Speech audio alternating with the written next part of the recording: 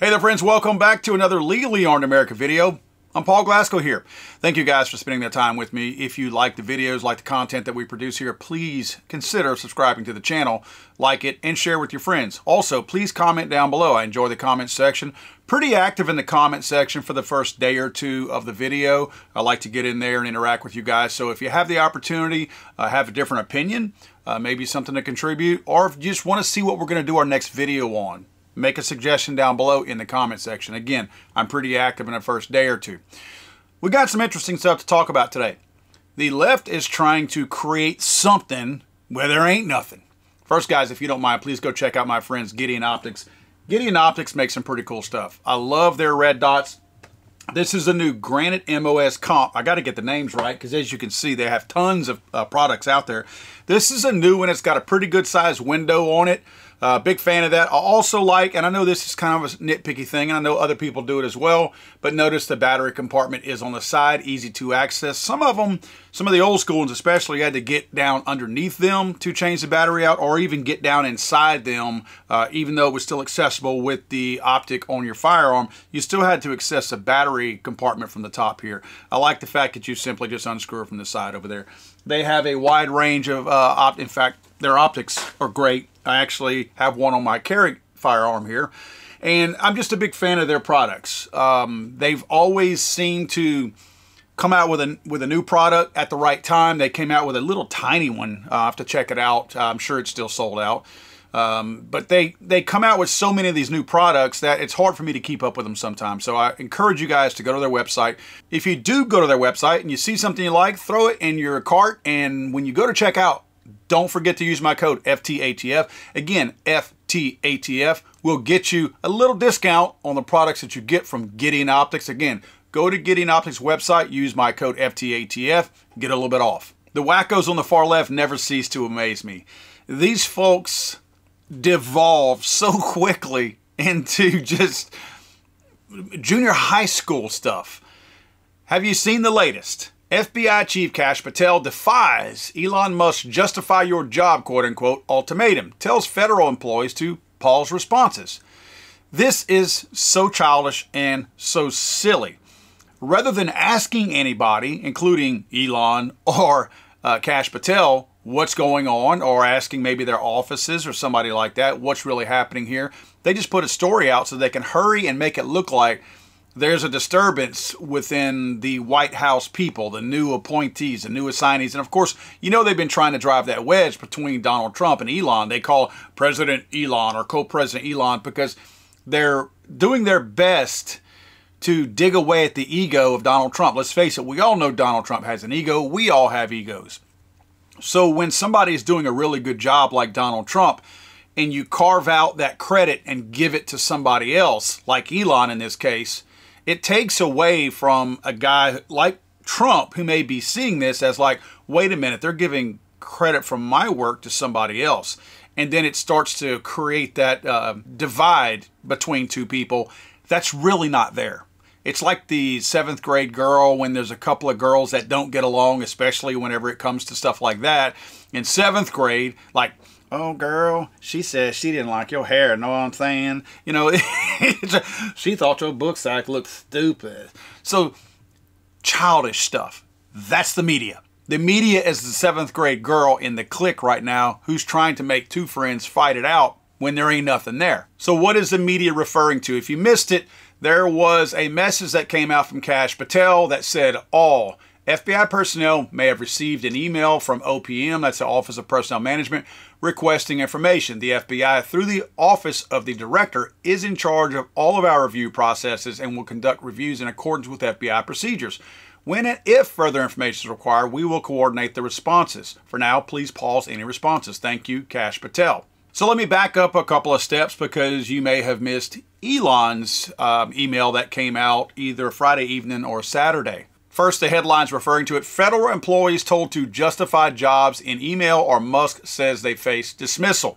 On Saturday, the Office of Personnel Management sent an email to federal employees instructing them to respond with 5 things they accomplished last week. Elon Musk posted that an employee's non-response would be considered a resignation. So this is how it kind of started. Elon Musk posted on X, consistent with President Donald Trump's instructions. Again, he's giving Trump credit for this. The media can't deny that.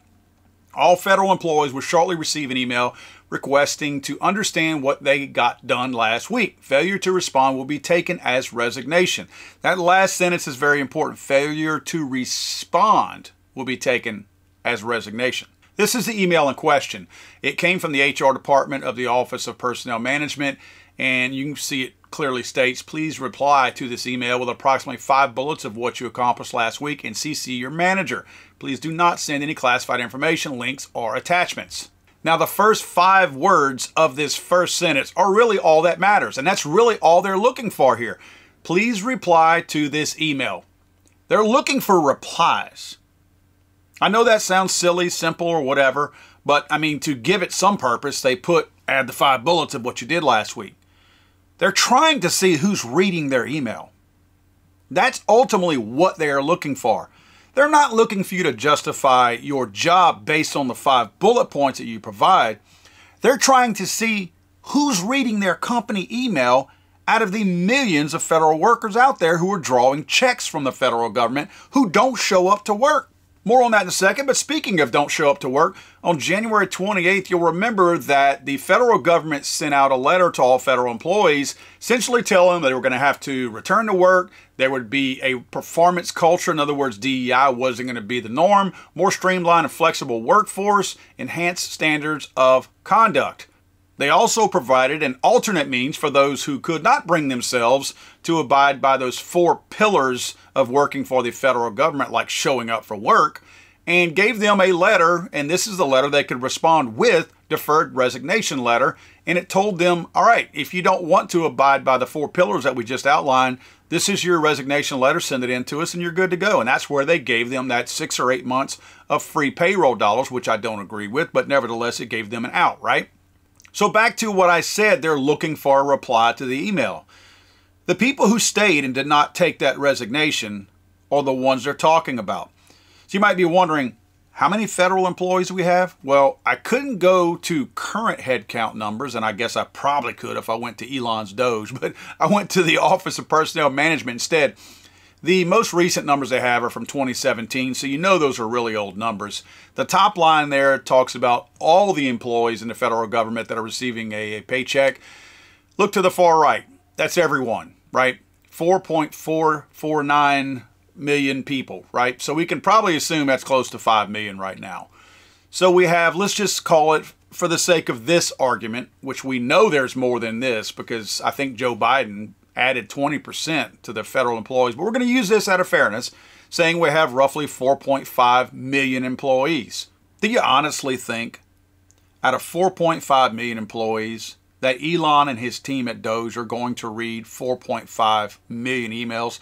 There's 100 people who work for Doge right now. That's 45,000 emails per person. So you're telling me that all 100 people at Doge will be sifting through 45,000 emails tomorrow, Monday. That's not going to happen. Remember, they're copying their managers on this too. This is a 2-part email. One is the reply is what Elon is looking for. Elon wants to see if he's going to have 4.5 million people reply. Those who don't reply could be, and I'm not joking here, dead. They could be working somewhere else. Or they have a second job, which has already been discovered by a lot of these remote people working for the federal government. They clock in, but they don't work for the federal government. They have another remote access job that they carry. So they're carrying 2 jobs, pulling a payroll from both the federal government and a private entity. So they're working for both. And a lot of them, they assume, might not see this email, which, I mean, it's all over the place now. So they're going to know to go look for it, right? I mean, that's kind of the way I looked at it. But those who don't reply may not be there. They may not exist. Again, dead, quit already. This is a good exercise. Now, the second part of that exercise is good for the managers. You know, those managers who probably have either good or bad workforces now will I think, get quality feedback from their employees where they don't appear to be the bad guy asking the employees, what did you do last week? Now they have Elon, who can be the good cop, bad cop. He's the bad cop. The manager now can be the, sorry, I'm just following orders here. Send me your 5 bullet points and I'll go over it, I mean, Elon. So it gives the managers a chance to now look at their own workforce and see what got done. And those managers should know if these people are lying or not. I'm tired of federal workers being looked at as public servants. That is a term that never, ever, ever needs to be spoken again. These people are not public servants. A public servant, let's just say the word servant.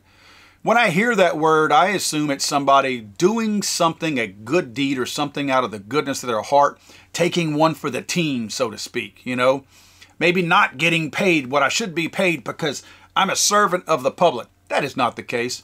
From the president all the way down to the lowliest janitor, and no offense to any janitors out there because janitors are people too, and janitors do absolutely great jobs. In fact, I probably would hire most janitors to work as congresspersons instead of the congresspersons who were there. So just letting you know, I'd have no hate for janitors, but that's probably your lowest paid worker. They all get paid more than anybody else. The average payroll right now, get this, the average payroll for federal workers is in the neighborhood of $126,000 a year. You got that? Average payroll is $126,000 a year. You know what the average income is for non-federal government employees across the nation? $66,000. So you and I are making half of what federal employees make.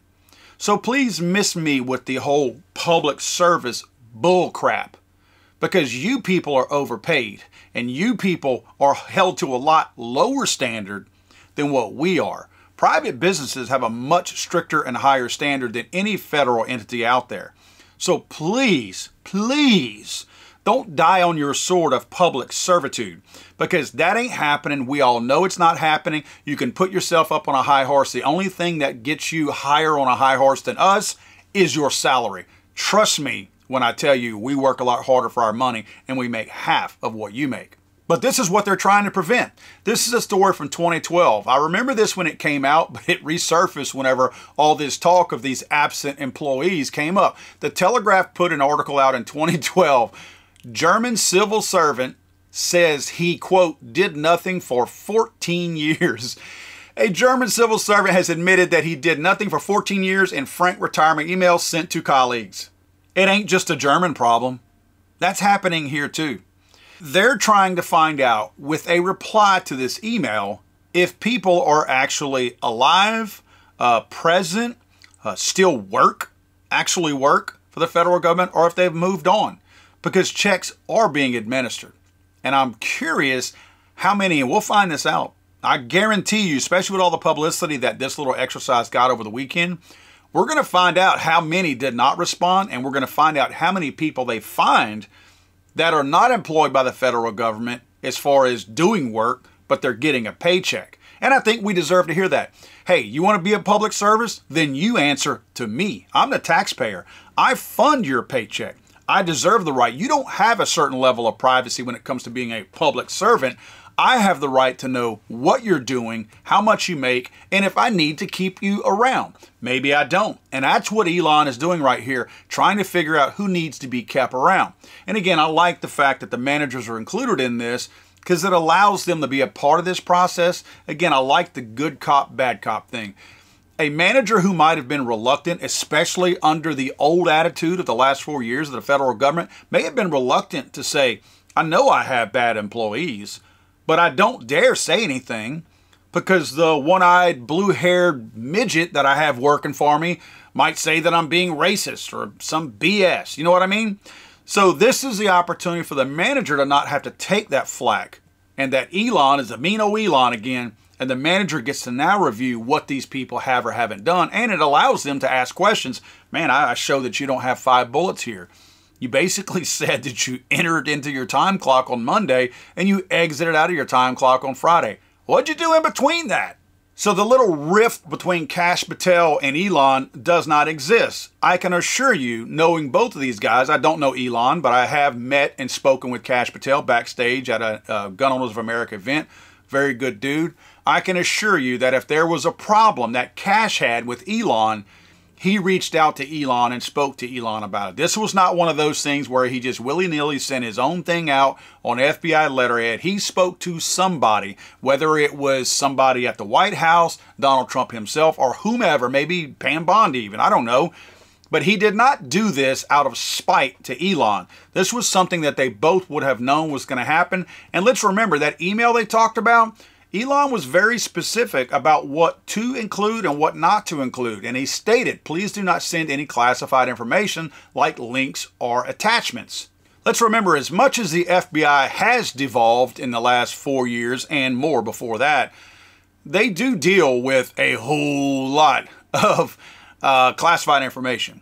So the last thing we need is unsecure servers handing off classified information. And I'm speaking of the government servers because I can assure you that the government servers are not as secure as they should be. So the last thing we need is classified information being shared. Again, whether or not I agree with the people at the FBI and what they're doing to harass the American people, they are dealing with classified information. So I don't want 5 bullet points of somebody's address, social security number, a place of work, what you think they're doing. I don't want any of that passing through these unsecure servers out there. So I think this is a wise move by Kash Patel. I also think it shows a certain level of strength. I would like to see Elon maybe not respond to this. I hope he doesn't. I hope the ego doesn't come into play, or even the need to explain doesn't come into play, because I think this is kind of a flex by Kash if it's left alone like it is. It's Kash's way of saying, I got this. These are my people. I'm going to handle this in a polite way. Because he didn't say ignore Elon. He said, pause your response right now. I thought that was a very professional way that Kash handled this. And again, I thought it was a good way of him establishing dominance over that organization. And it serves another purpose. It allows Kash to show that I'm not mad at Elon for putting this out, but I'm going to handle this. So he's showing support for Elon because he handled this professionally. But I think this is a very strong thing. In my opinion, he's showing a sense of camaraderie for the FBI with him. In other words, I got y'all's back. Like, I know we're different. I'm not saying that it's okay to act like they're better than somebody else, but it's Kash's way of saying, no, our department's a little bit different. We're going to handle things differently over here. So to me, it kind of shows that, hey, FBI agents, even though some of you are scumbags, I still got you on this. We're going to handle this different. I thought that was a nice touch. Now, speaking of Kash Patel and the FBI, I'm sure you also heard that Kash Patel will be the director of the ATF. I think that is an absolutely wonderful thing. Again, knowing anything about Kash Patel, I was actually torn with him being named as the FBI director because I thought he would have been a better fit at the ATF, and was a little bit shocked whenever they actually said that he would be over both. Now, there was a lot of conversation that happened a couple of months ago about ATF director this and whatever. And one of the things that a lot of people were fearful of was the fact that, oh, if we disband the ATF, somebody else, there'll be a power vacuum and somebody else will just take that power, that authority, if you will, and use it / abuse it. And of course, everybody assumed the FBI would be the one doing that. Now this makes sense. So if they disband the ATF, Kash Patel's over both right now. All he does is reassign where those responsibilities go.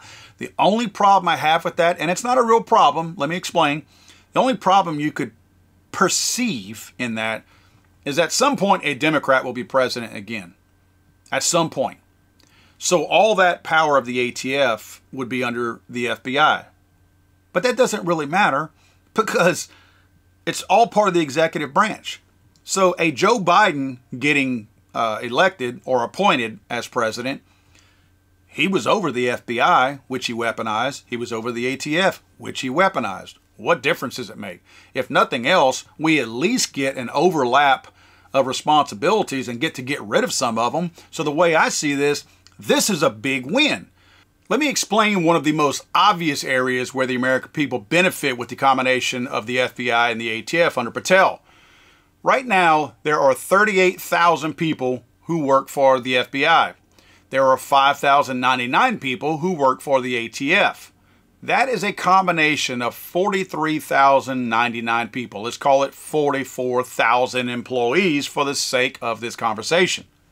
You don't think there's some overlap in those job responsibilities?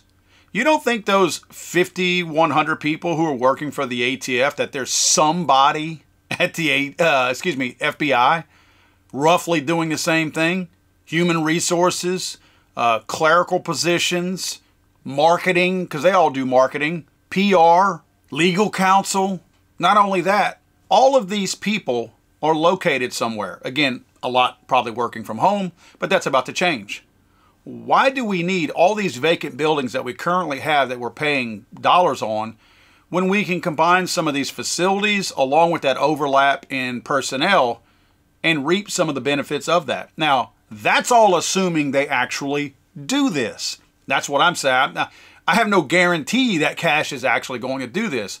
But I know if we're looking at savings, and a lot of what's being driven by right now by what's happening is driven by cost. So if they really are serious about cost savings, let's look at who's overlapping between the FBI and the ATF, see which one of them is doing the best. I don't care which one of them has the most tenure, which one of them is the tallest, the blackest, foreign, none of that matters to me.